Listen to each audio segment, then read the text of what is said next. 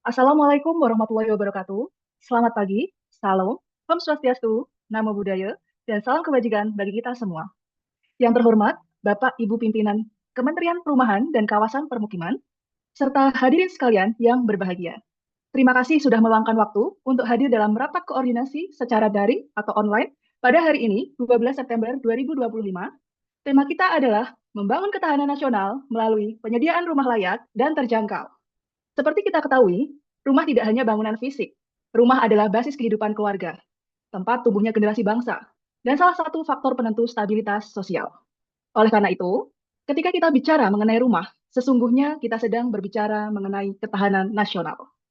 Hadirin sekalian, bersama kita hari ini jajaran Kementerian Perumahan dan Kawasan Permukiman, perwakilan swasta, serta lembaga swadaya masyarakat.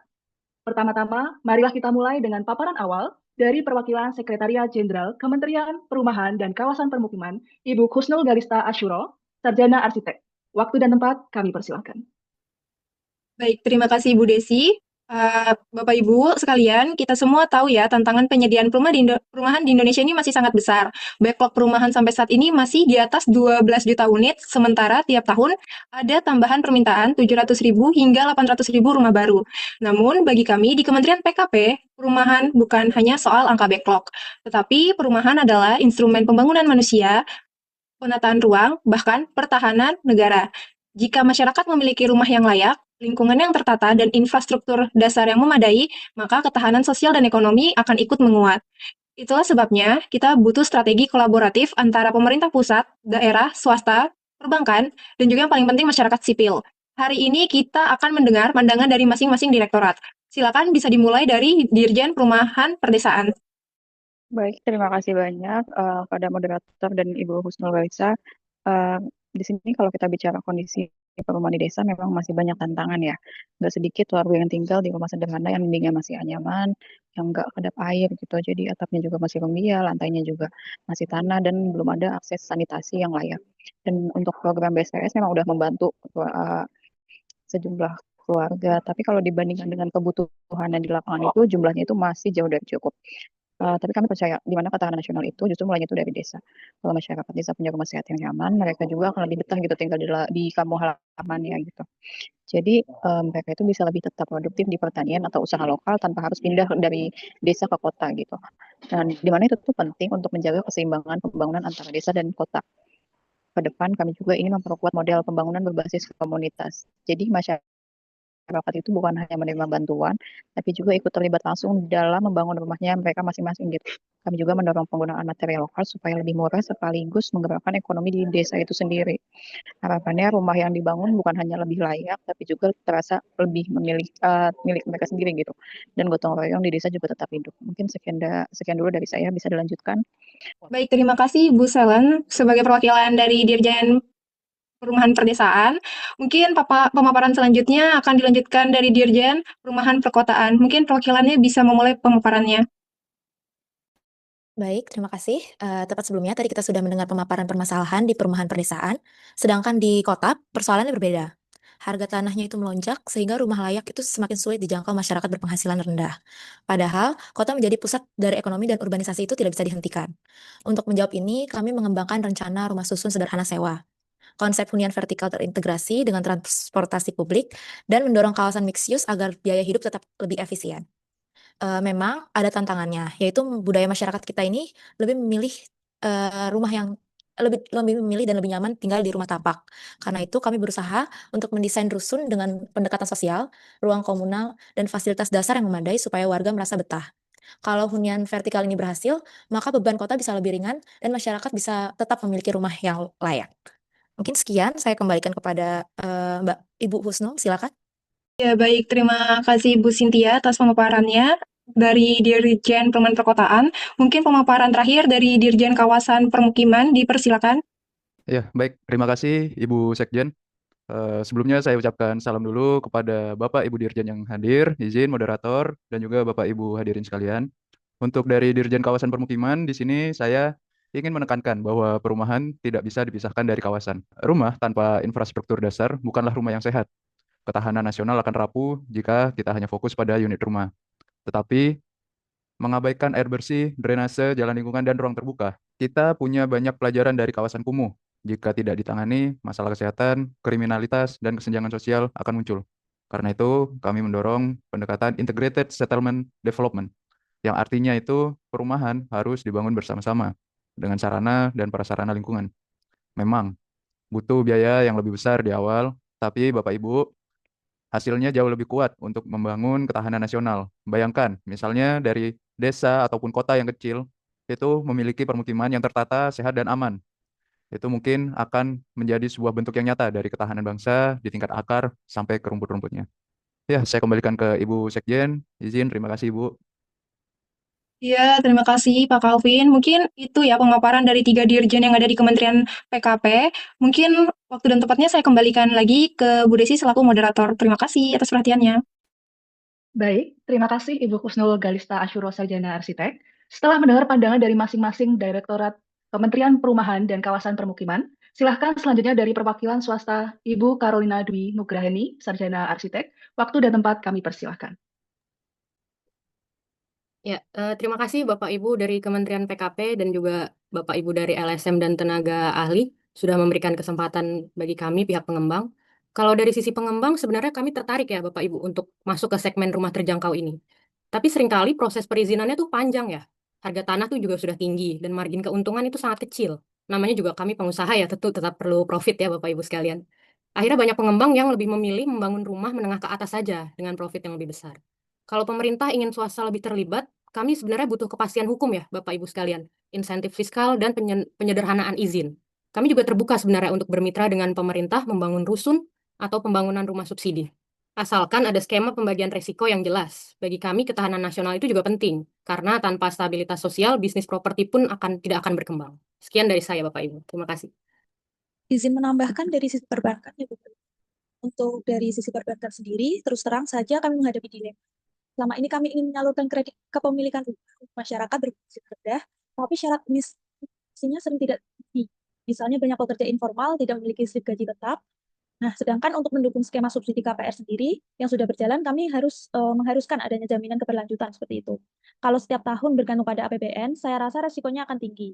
Sehingga solusi yang dapat kami tawarkan adalah housing fund atau dana abadi perumahan. Sehingga pembiayaan lebih stabil seperti itu.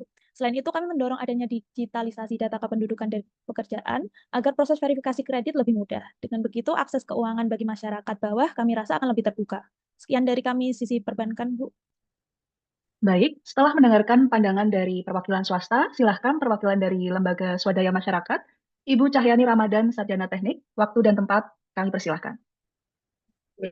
Baik, Bapak dan Ibu, kami melihat masalah perumahan ini tidak bisa diselesaikan hanya dengan pendekatan top-down saja. Masyarakat harus dilibatkan dari awal. Misalnya dalam program BSPS ketika masyarakat dilibatkan untuk membangun rumahnya sendiri, sehingga rasa tanggung jawab akan muncul dan mendorong adanya swadaya masyarakat yang lebih tinggi. Kami, atas nama perwakilan LSM Perumahan, siap berperan dalam pendampingan, pelatihan, dan monitoring. Tapi yang terpenting adalah transparansi ya Bapak Ibu.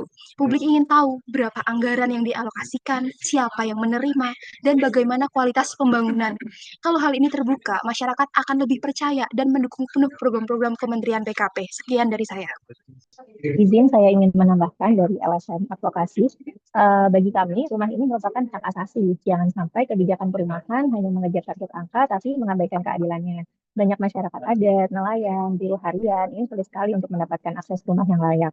Kami ingin mendorong pemerintah untuk memastikan adanya pemerataan, bukan hanya fokus di kota besar. Dari sisi lain, kami juga mendesak agar ada mekanisme pengaduan yang mudah diakses oleh masyarakat jika terjadi penyalahgunaan atau ketidakadilan dalam distribusi bantuannya.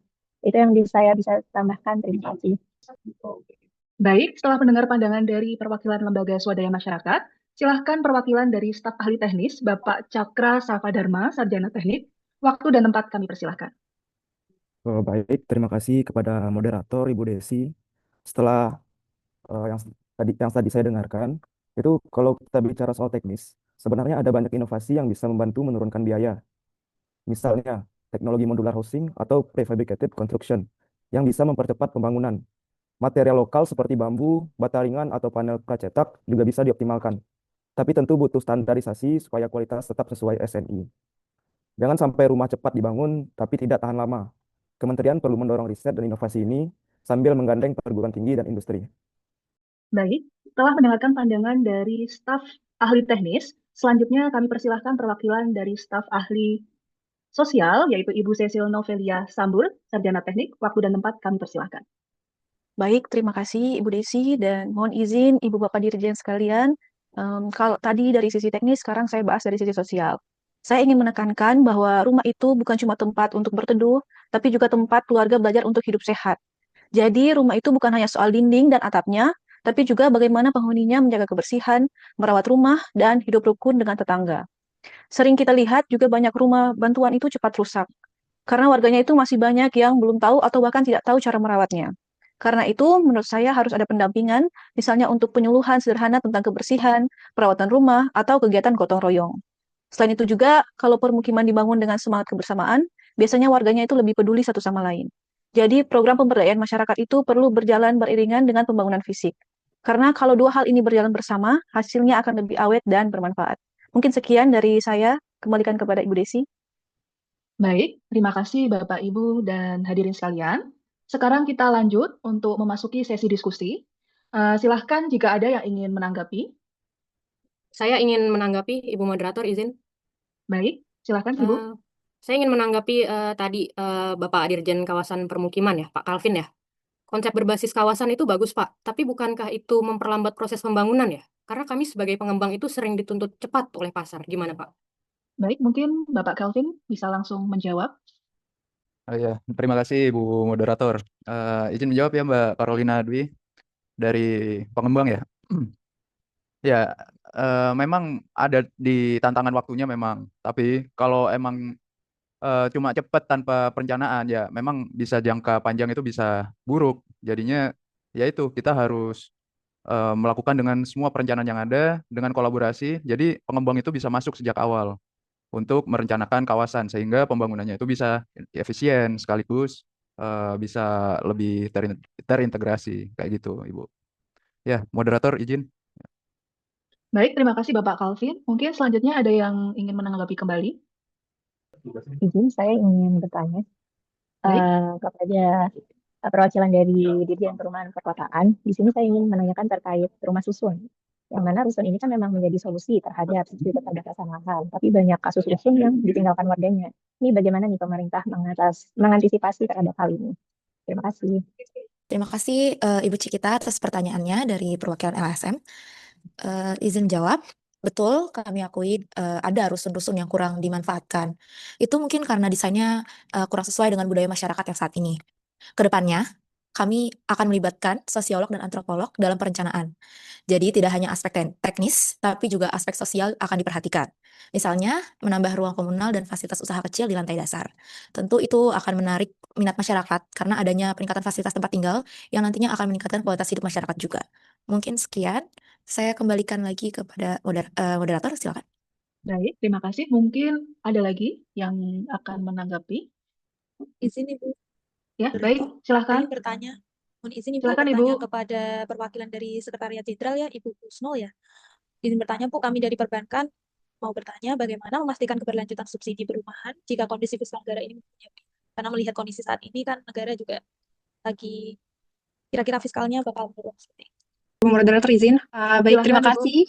Terima kasih Bu Bradela. Jadi terkait keberlanjutan subsidi perumahan saat ini ya, dari Kementerian PKP sendiri sedang merancang skema blended finance, yaitu kombinasi APBN, dana internasional, dan juga investasi swasta. Jadi beban anggaran itu tidak hanya dibebankan kepada APBN ya. Nah, selain itu, kami juga sedang mengkaji penerbitan obligasi perumahan sebagai sumber pendanaan jangka panjang. Seperti itu, semoga menjawab. Mungkin saya kembalikan lagi ke moderator. Baik, terima kasih Bapak Ibu pimpinan dan hadirin sekalian. Diskusi kita hari ini memperlihatkan bahwa penyediaan rumah layak dan terjangkau memang bukan pekerjaan yang mudah ya Bapak Ibu ya. Ada tantangan regulasi, pendanaan, sosial hingga teknis. Tetapi semua sepakat bahwa rumah adalah kunci ketahanan nasional. Kolaborasi pemerintah, swasta, dan masyarakat sipil menjadi jalan utama. Mari kita jadikan rapat pada hari ini sebagai titik tolak memperkuat sinergi. Terima kasih kepada seluruh narasumber. Sekian dari saya, Desi Adisa Fitri, selaku moderator hari ini. Wassalamualaikum warahmatullahi wabarakatuh.